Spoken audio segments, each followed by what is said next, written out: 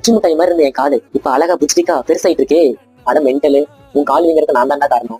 கால் வீங்கிறதுக்கு நிறைய காரணம் இருக்குங்க. ஆம்லோடிபின் அப்படிங்கிற ஆன்டி ஹைபர்டென்சிவ் ட்ரக் எடுக்கிறவங்களுக்கு அதோட சைடு எஃபெக்ட்னால கூட இந்த கால் வீக்கம் வரலாங்க. இந்த ட்ரக் எடுக்கும்போது ஒரு சில பேருக்கு கால் வீக்கம் வருங்க. ஆனா இந்த வீக்கம் 2 to 3 வீக்ஸ்க்குள்ள செட்டில் ஆயிருங்க. அப்படி அது செட்டில் ஆகலைன்னா கால் வீக்கம் ரொம்ப அதிகமாகி அதிகமான வலியும் நடக்கிறது ரொம்ப சிரமமாகவும் ஆயிருங்க.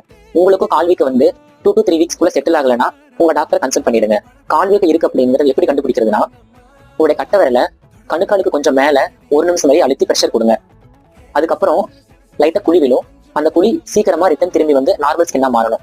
அப்படி மாறாம இந்த பிக்சர்ல இருக்கிற மாதிரி இருந்துச்சு அப்படின்னா உங்களுக்கு கால் வீக்கம் இருக்கிறதா அர்த்தம். ஆம்லோடிபின் மாத்திரை எடுக்கிற நிறைய பேருக்கு தெரியுது இல்லைங்க.